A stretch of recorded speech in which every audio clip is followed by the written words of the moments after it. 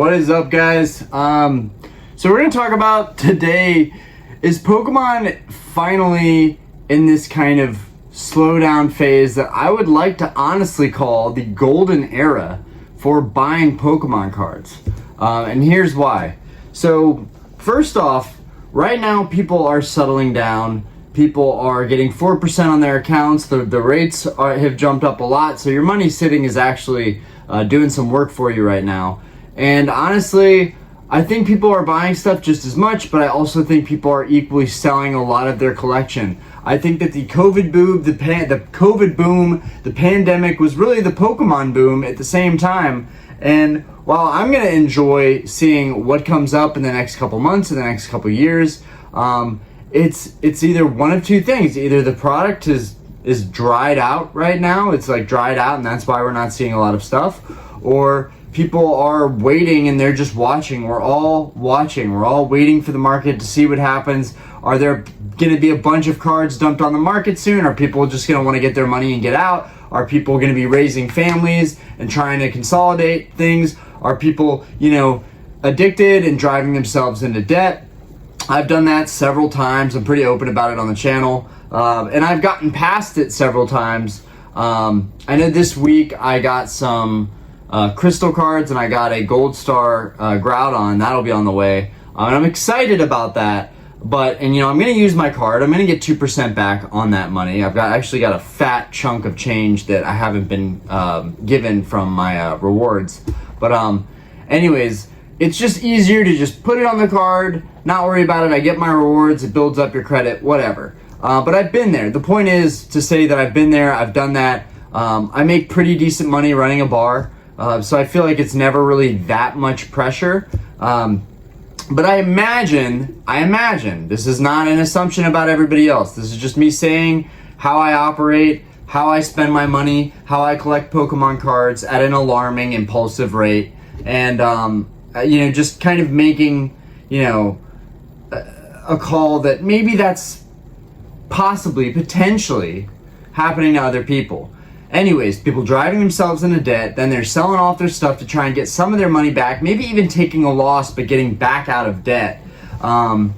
Meanwhile, so I think prices are really, they might start coming down, which is scary for me because I've bought a lot of, nice cards recently. I bought a lot of slab stuff recently. I built up really my collection. The bulk of my collection got built up during the COVID boom, during the pandemic, during those years where stuff was absolutely insanely expensive and inflated. And I still made money selling that stuff, but maybe that's a phase. Maybe that's only for a period of time. We don't know. No one knows the future. No one knows what's going to happen. But I'm going to tell you what's happening right now. And I've got to do a separate video on this that's going to be completely unrelated to Pokemon, but it's something I'm invested in that I'm really happy about. A stock I'm invested in, QuantumScape, has been doing very well the past couple days. Pretty much put my life savings into that stock before I kind of diversified and also fell in love with collecting Pokemon cards again. But what I wanted to say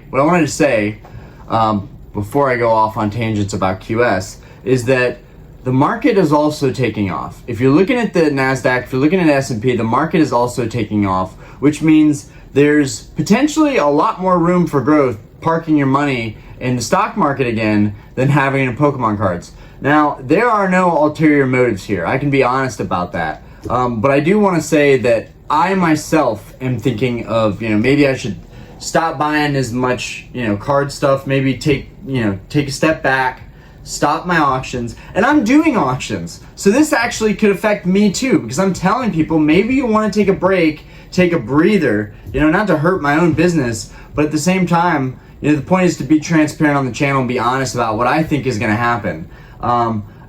There's also, so money could be flooding back in. People might be setting it aside, putting it in a 4% account, or putting it in the stock market, or putting it in an IRA, a Roth, whatever. There's so many options of what you can do with your money traditionally that could be on the up and up right now, which is why people might be taking a pullback from Pokemon.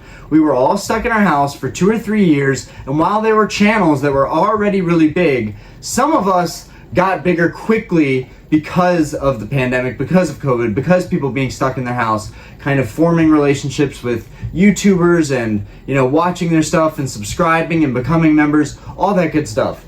And while I'm, you know, here to stay and watch for the long term what happens, you know, I feel like I'm definitely back in permanently.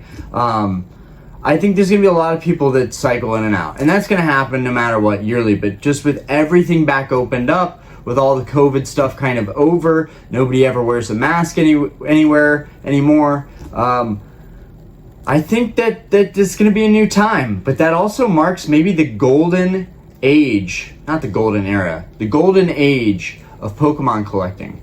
And because of all these factors that I've just mentioned, I see nowhere for it to go but up in the long term. I truly do. I think that there's too many of us that are nostalgic about cards we didn't have when we were kids, myself especially. You know, I'm not just going after crystals, gold stars, shinings. I'm not just going after those cards because they're really rare.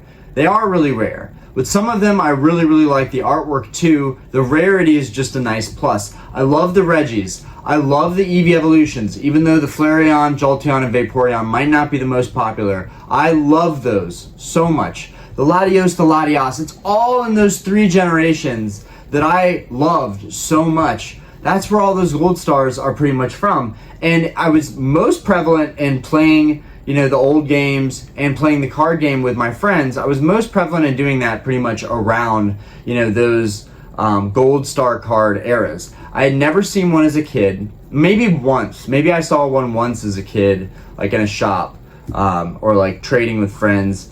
But I remember the shinings and I remember crystals. I remember someone that I knew had a crystal Nidoking, and that was a really big deal. And you know, some of that stuff is going to drive some of us older collectors deep into the hobby, and we're not planning on selling stuff. We never had it and we want it, and that's that. And then others of us are going to see that there's also the potential that we get another massive boom down the road. Now, this was very specific to the fact that we had COVID. Now, if we have a lockdown again, I think that's honestly highly likely. I think that something else is going to happen down the road and people are going to be stuck. And that's going to be an amazing time for people that work and play kind of out of their house. Like in my game room, I have a setup that I can always go to and always hang out in. If something like that ever happened again, if we were on lockdown, if there was terrible smog, if the air was toxic for a couple days from, you know, forest fires burning in Canada or Europe or what have you, I would be fine to be back in here. And I think that that's kind of inevitable with the environment. I care about the environment as much as I don't drive a Prius or, you know, an EV car. I do care about the environment. I love sports cars too, but I do care about the environment. And I think, unfortunately, it's inevitable that things are going to get worse until we come up with a better battery, which is why I invested most of my money in QuantumScape, because I really believe in the technology. They're backed by Bill Gates, which really doesn't matter. Bill Gates backs everything. But then there's also Volkswagen, and maybe that's a vague comment, just disregard that comment. But Volkswagen is a big deal. They're the #1 OEM, automotive OEM, so that's a big deal. Anyways, not going into that, I'm just saying everything is connected and history repeats itself. And it's not just COVID. I just think every couple of years, people are gonna get back into a hobby. They're gonna go down that rabbit hole. And the end of the rabbit hole really is where some of the most expensive cards are. You know, just look at Dubsy buying the Snap, what was it, Snap Charmeleon or the Snap Pikachu? Yeah, it was probably Snap Pikachu. But it was a Snap Pokemon card, very valuable. He spent $270,000, I believe, on that card. That's going down the rabbit hole, down to the very oldest, most grail, like chase-worthy cards. That's what happens. And I think even if kids aren't into this older stuff the way that I am, the way that some of us are, because, you know, my demographic on this channel, all you guys are around 25 to 32. That being said, we are all kind of, not all, okay, not all, like I'd say 70%. You know, we are all in a similar age bracket. We're all kind of going through the same thing, the same course of life. Maybe experiencing the same feelings of nostalgia and being a kid and that freedom and that youth again. we don't have that. Most of us don't have that anymore. Most of us are working full-time, working overtime, working several jobs, doing several jobs and maybe hustles, or some of us are working very good jobs. We work remotely. Maybe some people have more, maybe people have more freedom, you know, but I think that our generation is working their butts off right now to keep up with inflation, to keep up with taxes, to keep up with the cost of housing and just living expenses and groceries and bills, and it's all just mind crushing. And it's tough. And then you throw Pokemon in that, it's like, where is their money on the side to put in Pokemon? And so I just realistically think that a lot of people are going to leave the hobby for those reasons. Not because they want to. It's not because they want to. It's most of it, I think, would be because they have to recoup that money, and they have to be more responsible, and they have other obligations. I know I get messages all the time from people asking how I hold my relationship together while also collecting all these high value, high dollar Pokemon cards. And I want to tell you that, like, you're always going to have issues in relationships no matter what. But one thing to remember is, at the end of the day, that is the most important thing. Those people in your life are the most important thing. In a lot of cases, that is the case, you know, and for me, family is the most important thing. So to keep those relationships good, you know, both parties have to be fairly happy with how money is being spent, what's going on, what are the plans. You know, for me, I look at it as an investment, as a diversification, and I can explain that. And my wife really, you know, Diana really believes in me, and I'm very lucky to have someone that believes in me like that. And I also, on top of that, believe in myself. I started this YouTube with 0 following, not a lot of knowledge on the Pokemon market, what was going on, and like everything has changed in the course of, I feel like, a little bit less than 2 years, honestly.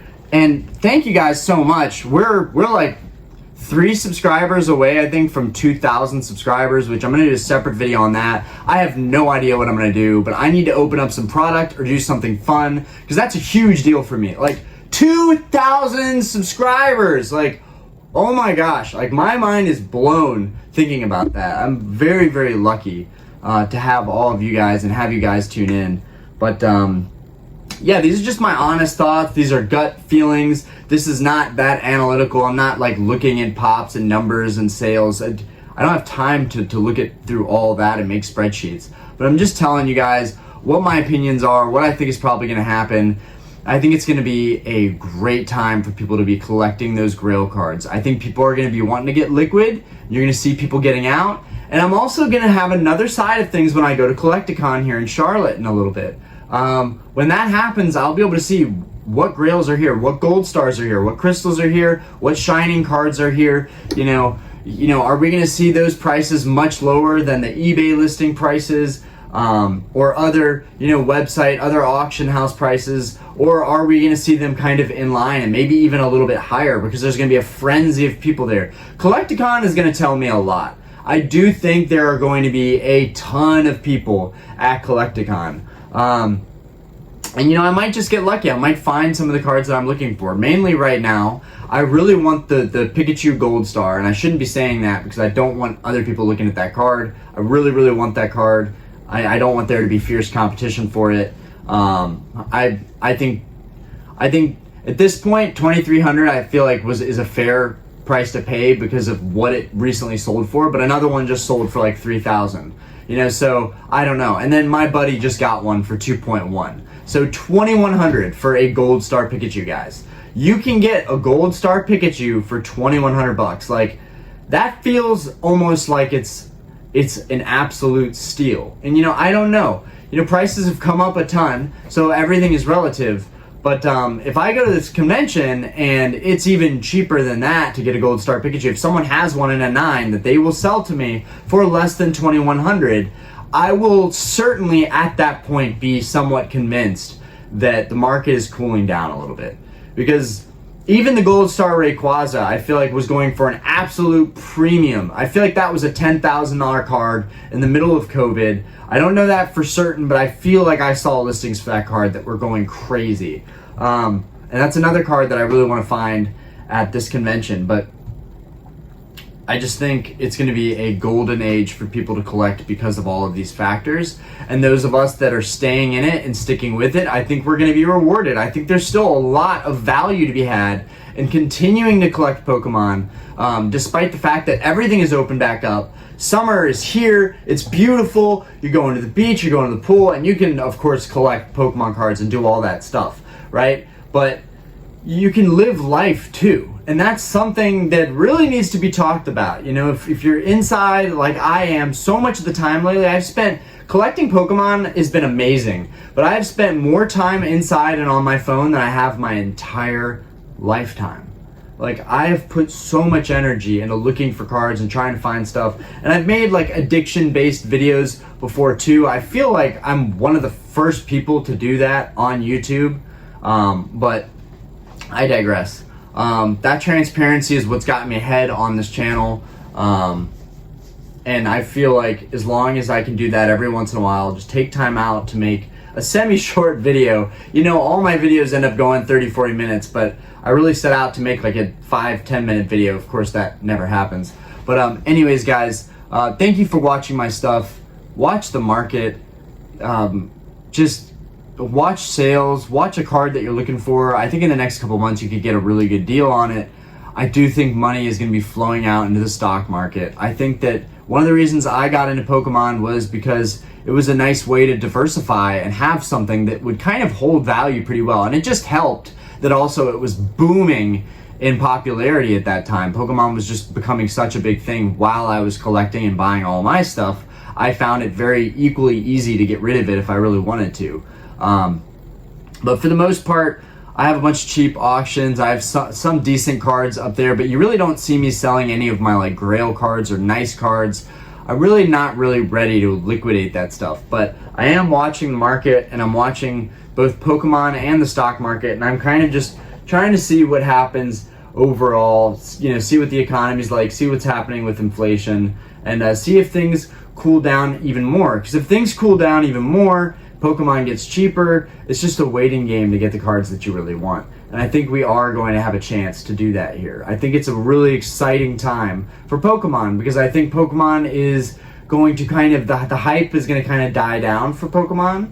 And you know, we've got great sets coming out. 151 could be all the rage. It could very potentially keep this hobby extremely popular. But I'm okay if it dies out a little bit. I'm okay if it becomes less popular because people are doing different things with their money and sacrificing for their relationships, their loved ones, their families, all this stuff you have to take into account. There are so many variables. That's just me being real. But you know, let's hope for the best. Hopefully everything holds value and goes up with time and appreciates, and all the sealed booster boxes that I have appreciate. But regardless, I'm going to be picking up these sets. I'm going to be playing the long game. I do think history repeats itself, and I do think for the booster boxes coming out right now, it's really a contrarian investment. You're buying this stuff at the very bottom. Like, maybe Scarlet and Violet base and Paldea and Obsidian and 151, maybe those fall, not 151, not gonna happen with 151, but maybe all those regular sets fall 10%, 15, 20% below the prices that they're asking right now for MSRP, but it's highly unlikely. It's highly unlikely. I really think it's not gonna hold those prices for long. Sword and Shield was an anomaly because that was COVID time, so maybe the history that I'm seeing, that I'm expecting to repeat itself, is really a history based on variables that were completely different from what we have going on this year right now. Everything just seems to be like happy right now. I don't know how to explain it. Like, everything seems to be going well in the country right now. You know, I just think people are more focused on, you know, living their best lives than, you know, collecting Pokemon cards, collecting shiny cardboard. I mean, this is a luxury. It is an investment. I believe that, but I can't every video preach, you know, that certain stuff is an amazing investment and that you've got to get it now and that you should be FOMOing. I do FOMO a lot, though. I do buy a lot of these cards basically thinking I might not have this chance again. And I'm okay with that. I just really, really wanted the cards. And we've had this discussion with people on the channel in our lives, like, if you really want the card, you really want the card. Don't always beat yourself up for not being financially perfect and making every choice, you know, financially viable. Some stuff you might not be able to really afford, but you make it work, you really want it, and it makes you happy, and that's all that really matters, guys. And that's, again, with the hobby, that's all that matters. As long as you're having fun, as long as you're collecting cards that you like. At one point, that can prove to be dangerous, though. You know, you get down this rabbit hole. I had a friend reach out to me the other day. You know, most of my friends, we're all competitive. The ones that, you know, I talk to regularly, I text, I DM, whatever. We're all kind of competitive with like stuff we're going after. But I have this one friend that is always kind of trying to give me the better judgment call. Like, they're like, you know, maybe you shouldn't pick these up, or like, maybe this isn't going to be the card for you because it's going to keep you from other opportunities. Like, you need those friends, you need those people in your life that are going to tell you how it is and hopefully keep you from making some really bad impulsive decisions.